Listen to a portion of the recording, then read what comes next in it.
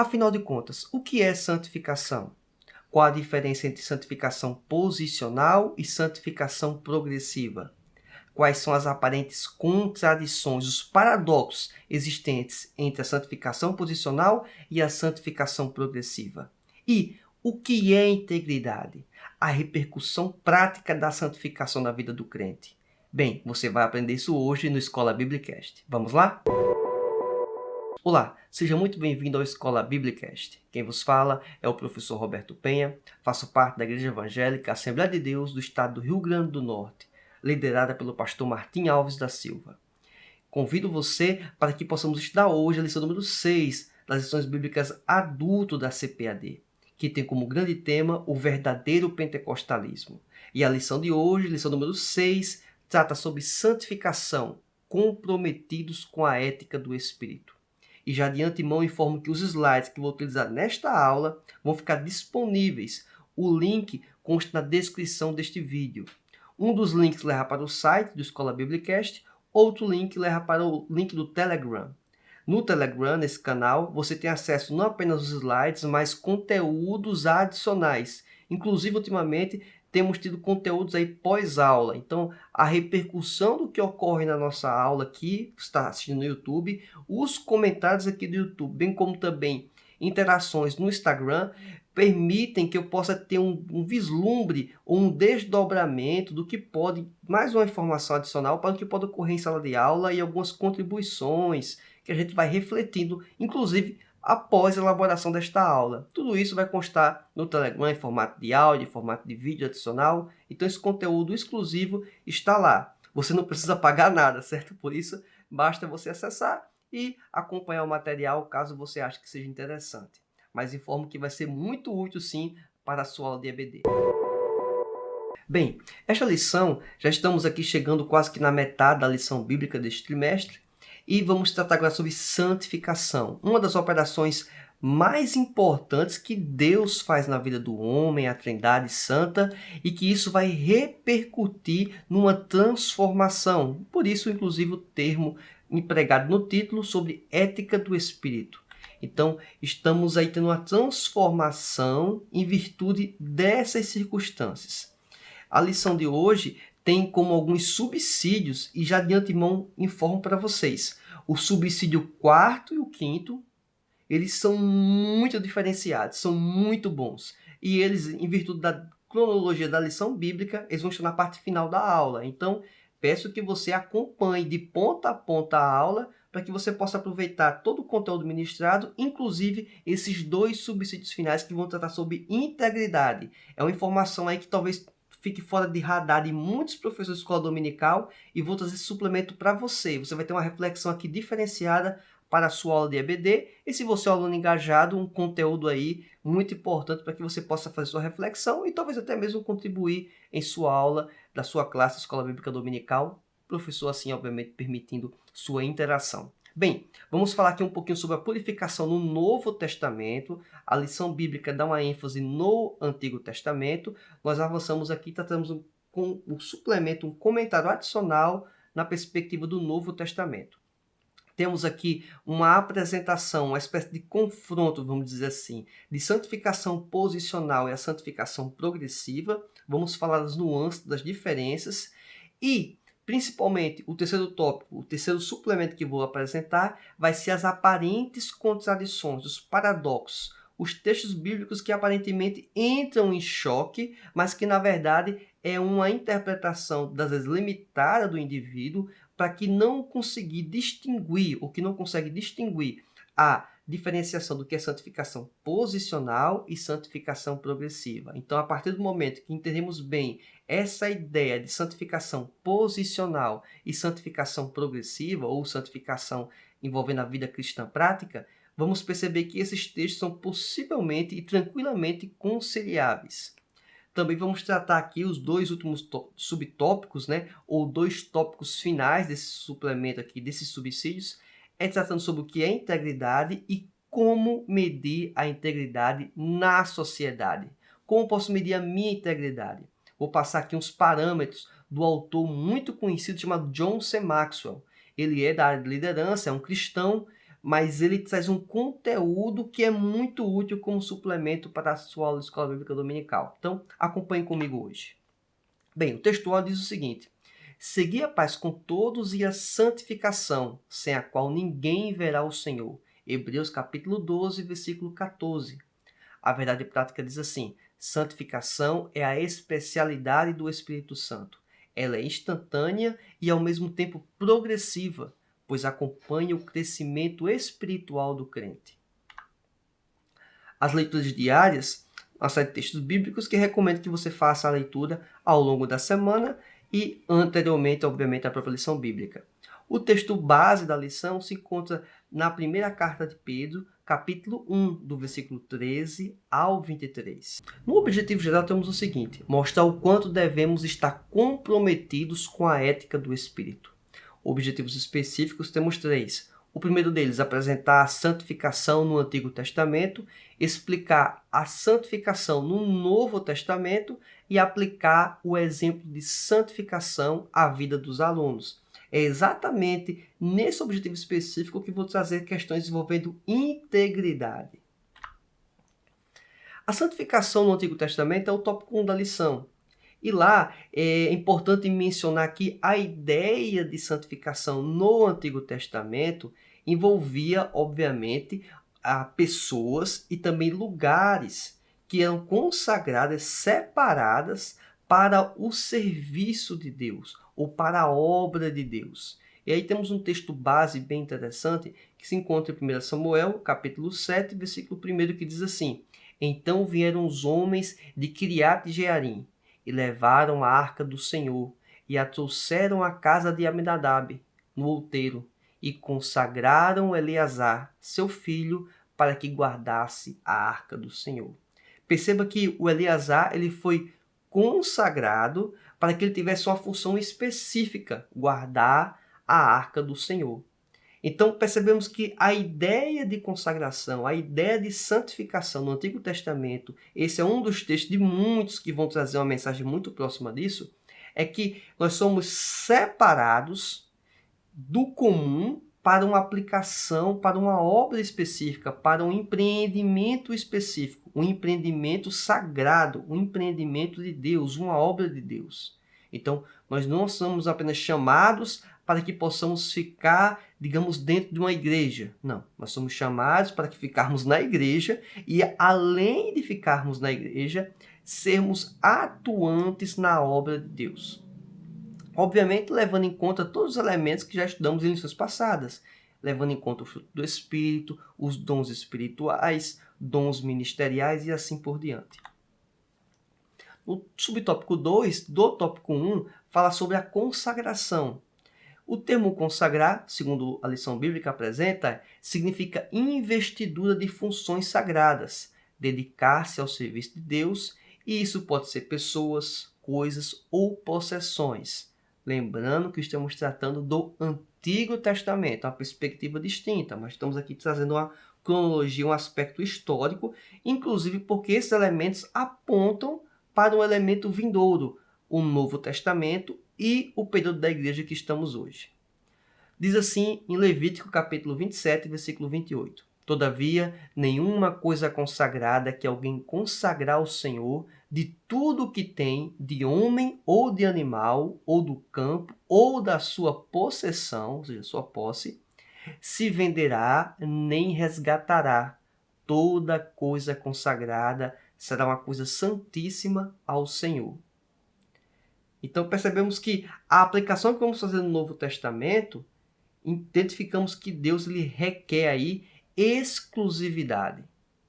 Ele quer exclusividade daquilo que é consagrado para Ele, aquilo que é separado para Ele, aquilo que Ele separa com a finalidade de adorar e de prestar culto e de servir a Ele, ou seja, nós, certo? Então percebemos que tudo que está em nossa vida deve ser direcionado para o Senhor, para Deus.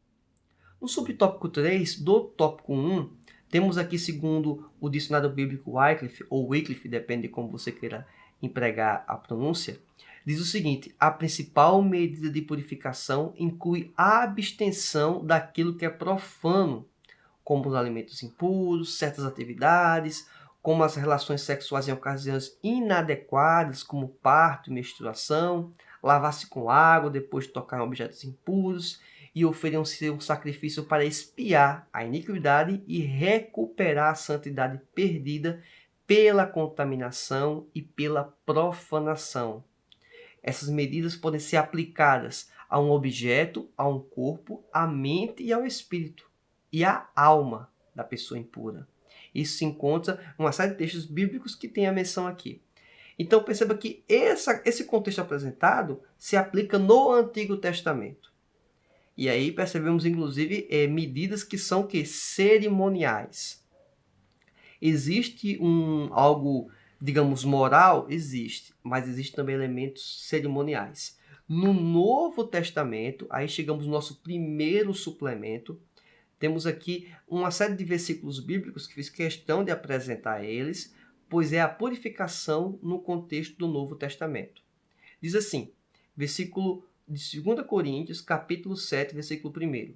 Ora, amados, pois que temos tais promessas, purifiquemo-nos de toda a imundícia da carne e do espírito, aperfeiçoando a santificação no temor de Deus. Ou seja, a santificação só é possível de ser obtida dentro dos parâmetros de Deus, respeitando os critérios de Deus. Isso já é um primeiro elemento, pois a santificação, por mais que o homem ele busque e tente chegar a níveis de santificação cada vez mais elevados, isso só é possível graças à intervenção divina e à permissão do próprio Deus. E, além disso, ele nos deu os parâmetros, ele nos deu as medidas, a régua, para que possamos aplicar em nossas vidas e possamos encontrar essa santificação e progredir nela. Também temos uma referência em Hebreus, capítulo 10, versículo 22, que diz assim: cheguemo-nos com verdadeiro coração, em inteira certeza de fé, tendo o coração purificado da má consciência e o corpo lavado com água limpa. Perceba que há uma linguagem, digamos, poética, fazendo menção ao coração. E sabemos que, na verdade, é a mente, né? Mas do contexto aí, apresentado o coração, purificar o coração da má consciência, dos maus pensamentos. Perceba que a santificação não envolve apenas elementos externos, envolve elementos internos. E essa é uma ênfase muito importante apresentada no Novo Testamento. Não adianta eu ter uma santificação aparente para uma igreja, para familiares, para pessoas que eu tenho um certo convívio social, que internamente não vão se refletir. A purificação começa internamente e ela vai se expandir para o exterior. É o interno que vai refletir para o externo. Não tem como ocorrer o inverso. Externamente, aparentemente está ok, e internamente não vai ser resolvido por medidas, por esforços puramente estéticos, puramente de aparência. Essa já é uma primeira contribuição muito importante. É só pensarmos, inclusive, nas falas de Jesus, quando ele fala a respeito do pecado, que, obviamente, a santificação é um processo que nos faz afastar do pecado. No Antigo Testamento, a ênfase quanto aos problemas da imoralidade sexual ficava muito no aspecto do estético, do externo, aquilo que era aparente. E Jesus avança em relação a esse contexto ao dizer que, ao olhar uma pessoa desejando ela, isso já era um adultério no coração. Ou seja, isso já era um pecado. Isso já é um processo que contamina o nosso avanço na nossa santidade. Então, perceba que o avanço na santificação no Novo Testamento envolve elementos externos e envolve elementos internos. Não adianta esperar nada externamente se não tiver mudança interior. Diz assim também em Tiago capítulo 4, versículo 8: chegai-vos a Deus, ele se chegará a vós. Limpai as mãos, pecadores, e vós de duplo ânimo. Em outras traduções, de pensamento duplicado, de dois pensamentos. E diz assim: purificai o coração. Mais uma vez, uma linguagem de certa forma poética. Obviamente, estamos falando aqui da nossa mente. Mas olha o convite. Limpai as mãos, pecadores. Purificai o coração. Está dizendo os parâmetros que temos que fazer. Temos que nos afastar dos pecados, nos abster da prática pecaminosa e buscar uma purificação em nosso coração. Diz o versículo 7 e 9 de 1 João, que também traz um contexto bem interessante sobre a purificação no Novo Testamento. Mas se andarmos na luz, como ele na luz está, temos comunhão uns com os outros, e o sangue de Jesus Cristo, seu Filho, nos purifica de todo o pecado. Olha que interessante, já está apresentando aqui, inclusive, um dos elementos que permite a mudança de comportamento do indivíduo, de santificação, que é a partir do quê? Do sacrifício da cruz de Cristo. O sacrifício que Cristo fez por nós, ele foi suficiente para nos promover ao processo de santificação. Diz o versículo 9, se confessarmos nossos pecados, ele é fiel e justo para nos perdoar os pecados e nos purificar de toda injustiça, ou seja, de toda prática pecaminosa, de tudo aquilo que nós temos feito. Daqui a pouco a gente vai entrar, inclusive, entender um pouco esse contexto quando entendermos o que é santificação posicional e santificação progressiva. Já já a gente chega lá. Estamos aqui no primeiro suplemento da lição bíblica, certo?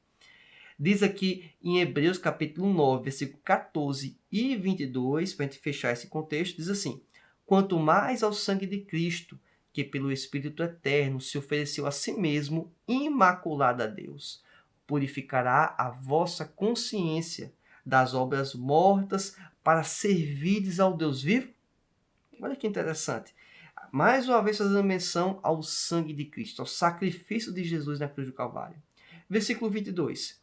E quase todas as coisas, segundo a lei, se purificam com sangue, e sem derramamento de sangue não há remissão. Olha que interessante. No Antigo Testamento, existia sim a prática do derramamento de sangue em busca da remissão, em busca da purificação. Esses elementos apontavam para o sacrifício de Cristo. Então, o autor aos Hebreus, ele percebe isso e ele expõe isso de forma muito clara. Diz, olha, na lei, muita coisa do que ocorre era possível, digamos, ser aplacada a ira com base, a remissão, com base no derramamento de sangue. Não era tudo exclusivamente isso, mas esses eram os elementos mais importantes. E isso apontava para o sacrifício de Cristo posteriormente na cruz do Calvário. Tópico 2 da lição, a santificação no Novo Testamento. Basicamente, no subtópico 1, vai falar que é uma obra da Trindade. Então, o Deus Trino, ele trabalha nesse processo de santificação na vida de todo crente. No subtópico 2, a natureza da santificação. Aí entra no ponto aí mais interessante, eu julgo eu, da lição bíblica, de raciocínio, de contribuição, pois talvez aqui sejam termos novos para grande parte dos alunos da Escola Bíblica Dominical. Do ponto de vista teológico, não é nada tão sofisticado assim, de conhecimento, em seminários, esse tipo de coisa, mas em nível de EBD, talvez vai ter muita gente que vai se deparar com esse conceito ou com esses conceitos agora, que é a ideia de santificação posicional e santificação progressiva, inclusive coloquei entre aspas aqui, coloquei entre parênteses, que é chamada de vida cristã prática, ou vida prática. Então, a santificação progressiva é a nossa vida na prática. E, de antemão, é importante apresentar aqui esses suplementos, por quê? As pessoas confundem, quando se fala sobre santificação dentro da Bíblia, e confundem a perspectiva de posição do crente e a perspectiva de objetivo de vida do crente. Como assim? A santificação posicional, ela revela a nossa posição em Cristo. Nós somos santos. Contudo, ele é a situação da perspectiva progressiva ou de vida cristã prática, é a vida prática do crente. A segunda interação, o segundo elemento que é importante apresentar sobre a santificação posicional, a santificação é perfeita. Enquanto que na perspectiva progressiva, ela é imperfeita, ela é incompleta, está caminhando para a perfeição. Vai chegar à perfeição? Não, não vai chegar enquanto estivermos aqui na Terra. Mas esse é o nosso objetivo. Quanto à terceira afirmação do que é santificação posicional, entendemos que ela é completa e perfeita, enquanto que a santificação progressiva, ou seja, ela não está completa, está caminhando, está avançando, ela é incompleta e ela é imperfeita, pois ela depende não apenas da atuação do homem, mas depende também da manifestação e da atuação do Espírito Santo. Contudo, estamos sujeitos ao pecado, estamos sujeitos a deslizes, e isso é um dos elementos que apontam, inclusive, para a incompletude e a imperfeição da santificação progressiva. E aqui temos o suplemento que eu acho muito importante, muito interessante para a sua lição bíblica da EBD. Olha só o que diz: as aparentes contradições entre a santificação posicional e santificação progressiva. Apresenta aqui 6 versículos bíblicos, 3 ancorando na santificação posicional e 3 na santificação progressiva. Isso certamente vai auxiliar o entendimento, porque esses versículos, em alguns momentos, parecem entrar em choque. É como se dissesse assim, olha, alguma coisa está errada. Parece que eles estão entrando em confusão aqui. Na verdade, não é essa a questão. A questão é muito mais limitação nossa de entendimento. Olha isso aqui no primeiro elemento da santificação posicional. Diz assim, que os crentes são perfeitos. Hebreus capítulo 10, versículo 14 diz o seguinte: porque com uma só oblação aperfeiçoou para sempre os que são santificados. Olha só, aqui fala que nós somos santificados. Já a santificação progressiva, temos um texto bíblico em Mateus capítulo 5, versículo 48, que vai dizer o seguinte: sede vós, pois, perfeitos como é perfeito o vosso Pai que está nos céus. Então, os crentes, eles devem buscar a perfeição. Eles vão ser perfeitos? Não. Inclusive, o parâmetro para que o crente possa buscar a perfeição, ele é inalcançável, pois é o próprio Deus. Então, esse elemento do caráter progressivo é muito importante entendermos. Imagina só a pessoa chegar num status de santificação atual, com um ano de crente, alguns meses de crente, e ele simplesmente parar. Ele simplesmente não progredir em conhecer mais o Senhor e viver essa vida cristã. Isso é um problema, certo? Por isso que nós temos que avançar, porque nós dependemos do Senhor e nós dependemos de fazer o que é o ideal, o correto, o parâmetro de Deus. O que, inclusive, não quer dizer que são coisas que devemos sempre evitar. Às vezes nós temos, vamos dizer, mandamentos a serem executados, certo? Alguns erroneamente pensam que a santificação está totalmente relacionada, ou grandemente relacionada, apenas com o não fazer, o não pode, o não se pode fazer porque é um problema. Em algumas circunstâncias, nós somos instigados a termos atitudes proativas, a executar, sim, o que Deus tem estabelecido para a igreja. Bem, diz o seguinte em Romanos capítulo 6, versículo 2, na perspectiva da santificação posicional: crentes estão mortos para o pecado, de modo nenhum. Nós que estamos mortos para o pecado, como viveremos ainda nele? Então perceba que se nós estamos mortos para o pecado, em tese dá a entender que o pecado não vai reinar sobre nós. Mas olha o que diz Romanos, o mesmo livro, o mesmo capítulo, só que no versículo 11.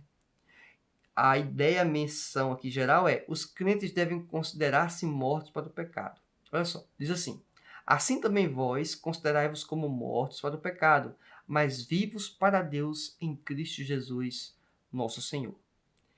Perceba que a ideia apresentada é que nós devemos estar mortos para o pecado. Considerai-vos como mortos para o pecado. Ou seja, ele não está afirmando que nós estamos mortos para o pecado. Está, inclusive, dando a entender que nós devemos buscar isso. Só que no texto em Romanos 6,2 dá a entender que nós já temos vencido o pecado. Já estamos a passar dessa etapa do processo. Só que esse avançar sobre o pecado, ou não viver no pecado é na perspectiva posicional. Pois nós não somos mais escravos do pecado. E isso faz toda a diferença, tá certo? É nesse contexto aqui apresentado. Bem, também 1 Pedro, capítulo 2, versículo 9, diz assim: a ideia aqui apresentada na santificação posicional é que os crentes são a nação santa. Diz assim: mas vós sois a geração eleita, o sacerdócio real, a nação santa, o povo adquirido, para que anuncieis as virtudes daquele que vos chamou das trevas para a sua maravilhosa luz. E é esse texto que dá a entender que nós já somos uma nação santa. Mas olha o que diz em 1 Pedro também, capítulo 1, versículo 15, que os crentes devem levar uma vida santa. Aqui dá a entender que nós já estamos nesse status. Aqui está dizendo que temos que viver, passar a buscar isso. Diz assim o texto: mas como é santo aquele que vos chamou, sede vós também santos em toda a vossa maneira de viver. E isso é muito importante, muito emblemático, pois a santidade deve permear toda a nossa vida. E aqui o texto bíblico fala em toda a vossa maneira de viver, em todas as circunstâncias, em todos os ambientes. A santificação progressiva ela deve ser cada vez mais ampliada ao ponto de podermos chegar próximo do que seria a santificação posicional. Vamos encaixar? Não, não tem como. Por quê? A santificação posicional é uma declaração que Deus fez sobre nós. Com base em quê? No sacrifício que Cristo fez na cruz do Calvário. Isso credenciou para que nós possamos aproveitar essa circunstância. Imagino que esse conteúdo que você acabou de assistir, ele vai ser muito relevante para a sua aula de EBD e para o seu conhecimento geral. Então, em virtude disso, além de você dar o like no vídeo, eu convido você que está acompanhando pela primeira vez e por acaso ainda não se inscreveu no canal, para que se inscreva e você possa receber em primeira mão, assim que eu postar, materiais como este. E aí você tem um tempo hábil para se preparar para a sua aula de EBD. Tá certo? Então, quando você se inscrever no canal, ativa a opção todas as notificações, pois nessa opção você vai ser sempre notificado, tá certo? Vamos para a aula. No tópico 3, que fala sobre a santificação aplicada ao crente, temos no subtópico 1, a comunidade de Jesus. E a leitura que eu faço desse trecho da lição bíblica, a síntese, é baseada nessa frase: a conduta do povo de Deus aponta para o Deus que servimos. Perceba que aquilo que nós optamos por escolha vai indicar que tipo de Deus nós servimos. Tem uma série que está fazendo um relativo sucesso, é que ela trata sobre a ideia de que cada um cria o seu próprio Deus. E até mesmo quando se fala do Jesus, o Deus cristão, cada um tem no seu imaginário como é esse Deus. E as pessoas passam a agir, em algumas circunstâncias, em virtude de quem eles acham, quem é esse Deus, da perspectiva que eles criaram em seus imaginários. E isso é um problema. Por quê? Porque a conduta do crente vai apontar para que Deus ele serve. Então imagina uma pessoa que relativiza o pecado. A pessoa que não tem contato com o evangelho, ele está conhecendo aquela pessoa, qual testemunho vai trazer para aquela pessoa que ainda não confessa a Cristo, se é interessante ou não seguir a Jesus. Pode passar, inclusive, a mensagem contrária. Tem uma certa história que diz que uma pessoa tinha resolvido virar ateu. E a pessoa chega assim, instigado a querer entender o porquê, até mesmo para ver se voltava essa decisão. E ele perguntou: mas por que você se tornou ateu? Você estudou muito, teoria da evolução, ciência. O que aconteceu para você poder mudar de opinião? Olha, basicamente é o seguinte: eu observo as pessoas que dizem que são cristãos, que dizem que servem a Deus, e as atitudes dela, os comportamentos dela, é como se Deus não existisse. Porque se esse Deus que eles falam, que é um Deus de justiça e também um Deus de amor, fosse verdade, eles não teriam esse tipo de comportamento. A conduta nossa cristã vai apontar para que tipo de Deus nós servimos. Quantos de nós já ouvimos testemunhos, ou inclusive falas de pessoas que ainda não são cristãs, que dizem que não querem contato com o evangelho Não por causa do Evangelho, não por causa de Jesus, mas sim por causa das pessoas que dizem que servem a Jesus. Essa pessoa está tomando decisão certa? Não está tomando decisão certa. Inclusive, falta de conhecimento bíblico, entender que a igreja é um lugar perfeito. Muito pelo contrário, a igreja é um lugar de pessoas que possuem problemas também, tá certo? Inclusive com o pecado, porque nós não estamos livres totalmente do pecado. Nós temos a liberdade de recusar o pecado.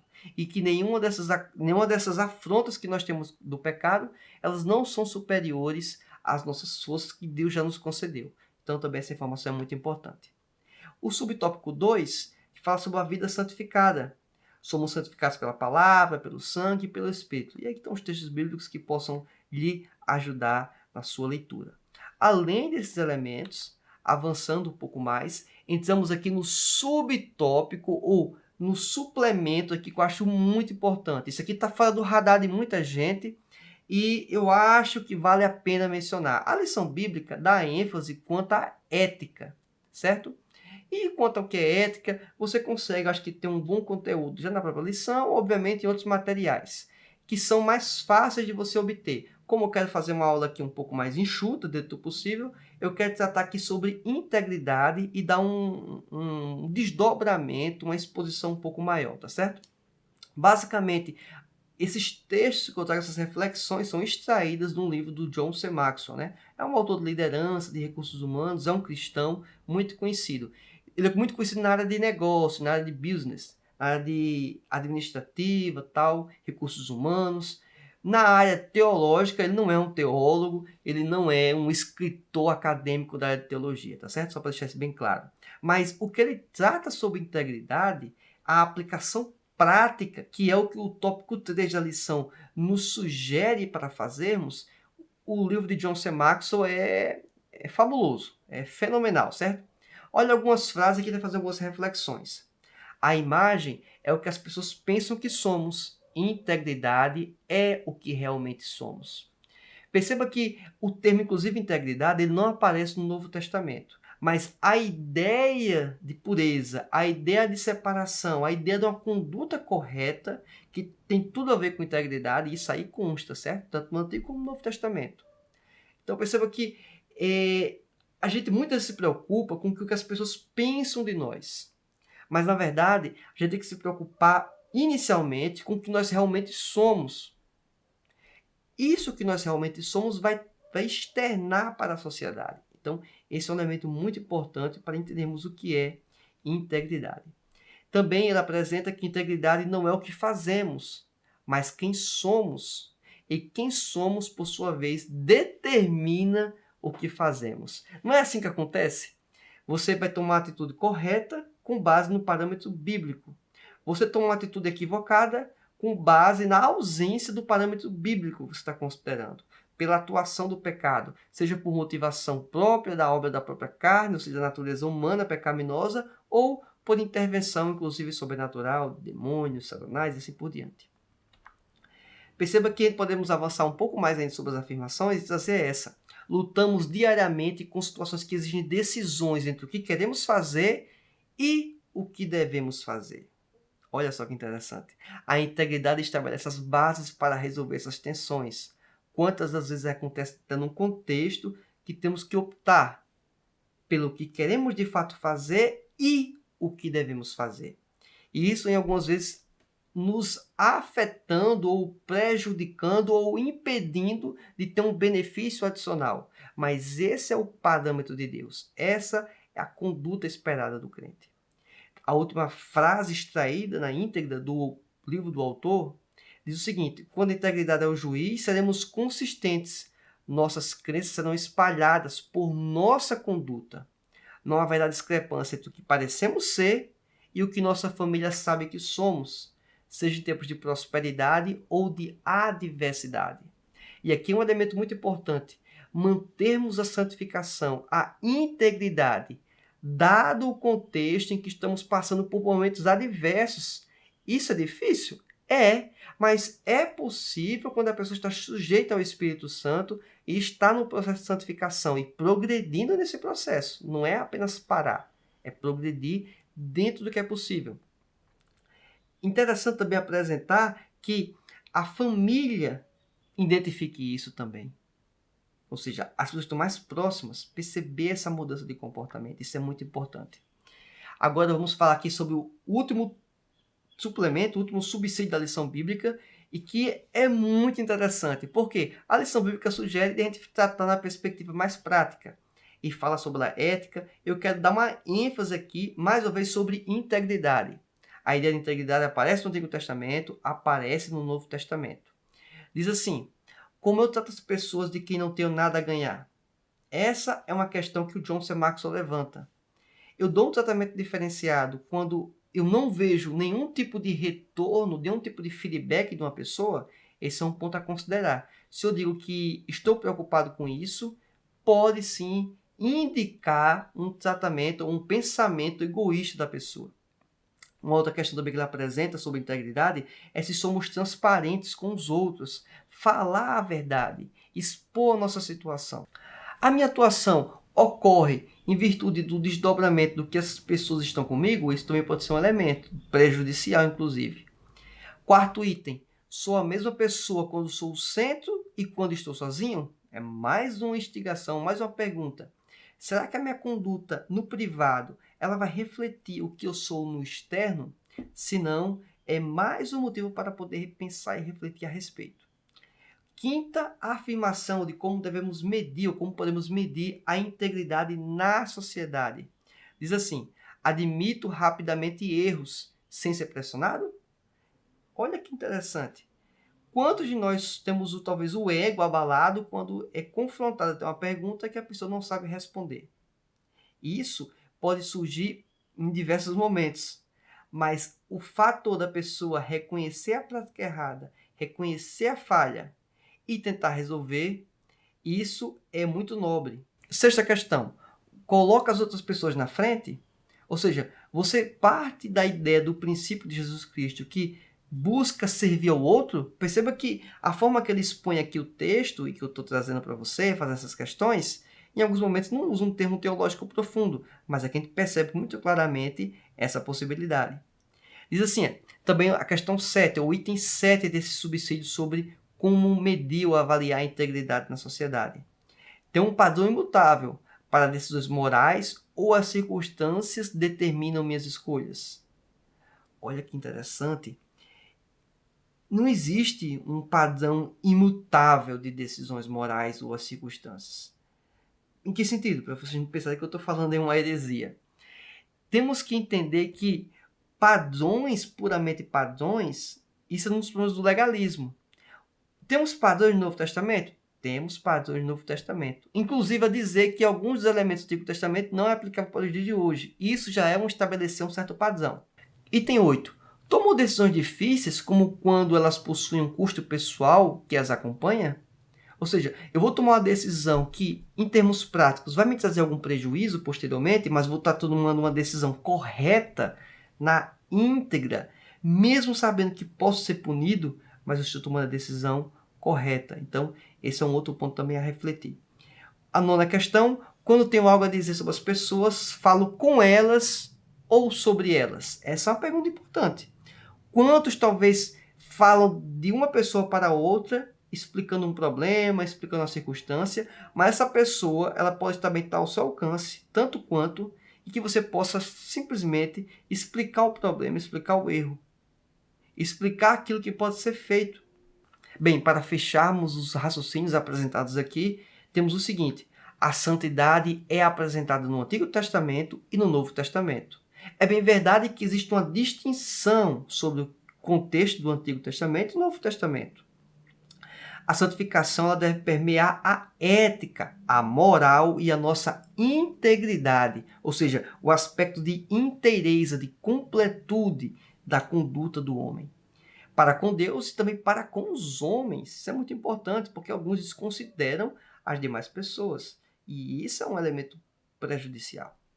Também temos aqui, por fim, quem trabalha a santificação no crente é o próprio Deus. Contudo, o homem deve buscar em Deus este avanço. Essa aqui é uma informação muito importante. O ser humano, o homem, ele tem que buscar mais de Deus. Pois quanto mais me aproximo de Deus, aumenta-se a possibilidade de uma conversão. Aumenta-se a possibilidade da pessoa ter um contato com o Evangelho. Imagina que se você acompanhou esta aula até agora, esse conteúdo foi bastante relevante para você. Então, em virtude disso, além de se inscrever no canal, ativar as notificações e dar o like no vídeo, eu lhe convido para que você possa acessar o canal do Telegram. No canal do Telegram, você vai ter materiais suplementares a esta aula bíblica. Inclusive, os slides desta aula constam lá. Você pode acessar e utilizar da forma que você bem quiser em sua aula de Escola Bíblica Dominical, tanto no formato PDF como no formato do PowerPoint. Foi um prazer ter sua companhia hoje. Aguardo você na nossa próxima aula. Que Deus te abençoe. Fique na paz do Senhor. Tchau.